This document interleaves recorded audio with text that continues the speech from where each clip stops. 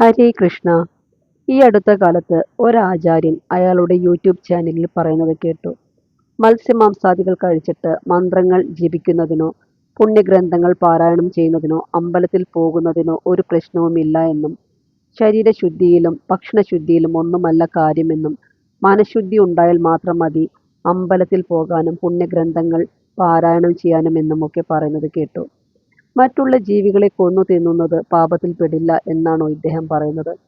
നമ്മുടെ ഇന്ദ്രിയ തൃപ്തിക്ക് വേണ്ടിയാണ് ഈ പക്ഷിമൃഗാദികളെ കൊന്നു തിന്നുന്നത്. വേദങ്ങളും പുരാണങ്ങളും അനുസരിച്ച് മാംസാഹാരം പാപമായി കണക്കാക്കപ്പെടുന്നു. ഒരു ജീവിയും മരിക്കാൻ ആഗ്രഹിക്കുന്നില്ല. അതിനെയൊക്കെ കൊല്ലാൻ പിടിക്കുമ്പോൾ അത് രക്ഷപ്പെടാൻ കാണിക്കുന്നൊരു വെപ്രാളമുണ്ട്.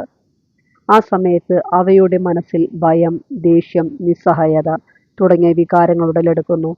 ഈ പ്രകമ്പനങ്ങൾ അവയുടെ ശരീരത്തിൽ മറ്റൊരു ഹോർമോൺ ഉൽപ്പാദിപ്പിക്കാൻ കാരണമാകുന്നു. ഇത് കഴിക്കുന്ന മനുഷ്യരിലും ഇതേ വികാരങ്ങൾ ഉണ്ടാക്കുന്നു.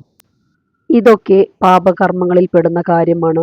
നമ്മൾ ചെയ്യുന്ന കർമ്മങ്ങൾ അനുസരിച്ചാണ് ഈ ജന്മത്തിലും മരണാനന്തര ജീവിതത്തിലും പുണ്യപാപങ്ങൾ ഉണ്ടാകുന്നത്. ഈ ആചാര്യൻ ഒരു കഥ പറഞ്ഞാണ് ഈ കാര്യം സമർത്ഥിക്കുന്നത്. ആ കഥ ഇതാണ്. കണ്ണപ്പ എന്നു പേരുള്ള ഒരു കാട്ടാളന്റെ കഥ. അത് ഇങ്ങനെയാണ്. ഈ കണ്ണപ്പ ഒരു വേട്ടക്കാരനാണ്. എങ്കിലും ഇയാൾ വലിയൊരു ശിവഭക്തനുമാണ്.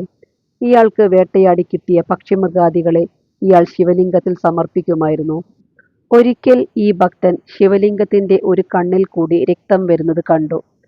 കണ്ണപ്പ തന്റെ ഒരു കണ്ണ് ചൂഴ്ന്നെടുത്ത് ആ കണ്ണിന്റെ സ്ഥാനത്ത് വെച്ച് നോക്കിയപ്പോൾ ശിവലിംഗത്തിന്റെ മറ്റേ കണ്ണിൽ കൂടിയും രക്തം വരുന്നത് കണ്ടു.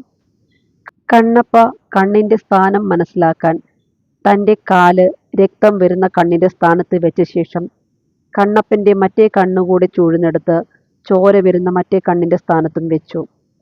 കണ്ണപ്പന്റെ ഭക്തിയിൽ സംപ്രീതനായ മഹാദേവൻ പ്രത്യക്ഷപ്പെട്ടു കണ്ണപ്പയെ അനുഗ്രഹിച്ചു.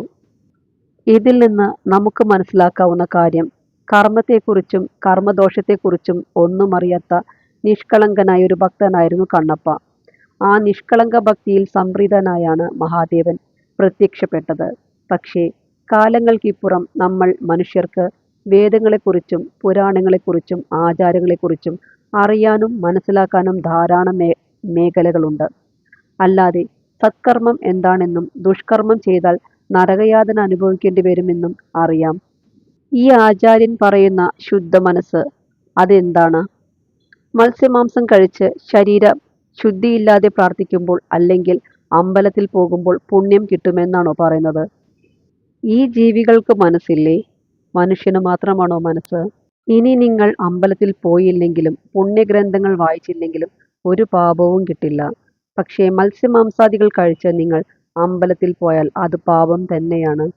പോയില്ല എങ്കിൽ പോയില്ല എന്നേയുള്ളൂ, പാപം കിട്ടില്ല.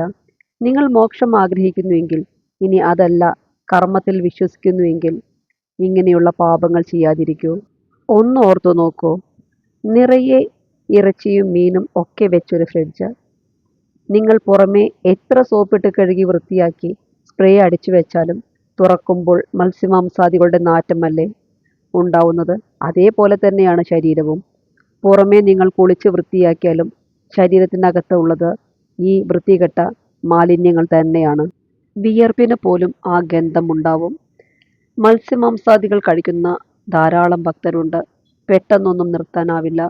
പക്ഷെ നിങ്ങൾ ഇങ്ങനെ ചെയ്യൂ. രാവിലെ എഴുന്നേറ്റ് കുളിക്കാൻ പറ്റിയില്ലെങ്കിൽ കൈകാലുകളും മുഖവും ഒക്കെ കഴുകി വൃത്തിയാക്കി പ്രാർത്ഥിക്കുക. ഇനി അമ്പലത്തിൽ പോകുന്നതിന് മുമ്പ് മത്സ്യമാംസാദികൾ കഴിക്കാതിരിക്കുക. ഇത്രയൊക്കെ ചെയ്യൂ.